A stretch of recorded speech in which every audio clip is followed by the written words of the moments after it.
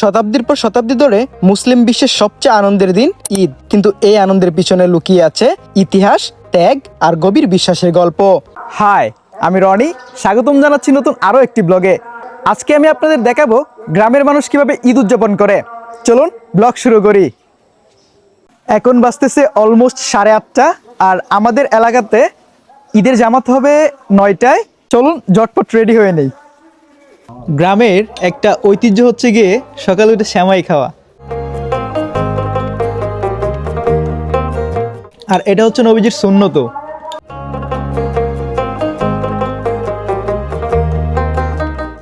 তবে মজার বিষয় কি জানেন, এই সেমাইটা আজকে আব্বু রান্না করছে, তার জন্য এর স্বাদ দ্বিগুণ বেড়ে গেছে।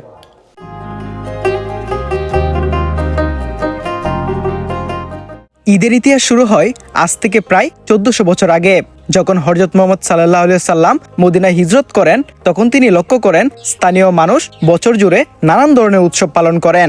তখন তিনি ঘোষণা করেন, আল্লাহ তোমাদের জন্য এই উৎসবগুলোর পরিবর্তে আরো উত্তম দুটি উৎসব রেখেছেন।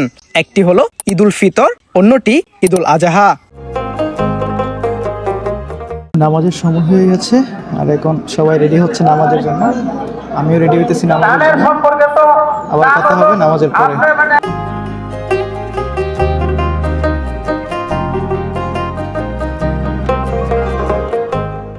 এইটা গ্রামের আরেকটি সৌন্দর্য।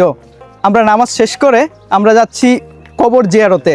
এটা হচ্ছে গ্রামের একটা দায়িত্ববোধ বলা যেতে পারে, যা প্রতি বছর আমাদের গ্রামের মানুষে পালন করে থাকেন।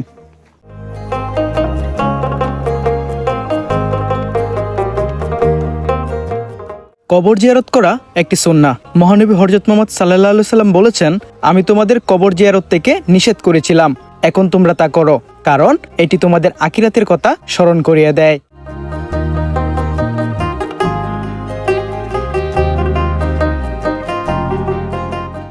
কবর জিয়ারত শুধু প্রিয়জনদের স্মরণ করা নয়, এটি নিজের জীবনের প্রতিও এক গভীর উপলব্ধি। একদিন আমাদেরও এই পথেই যেতে হবে। যারা এক সময় আমাদের সাথে হেসেছে, কথা বলেছে, আজ তারা এই নীরব মাটির নিচে।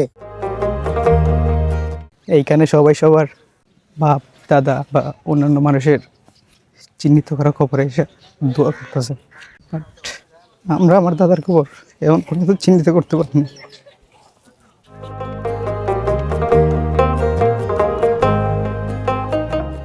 নামাজ এবং কবর জিয়ারত শেষে আমরা এবার বাড়িতে আসলাম।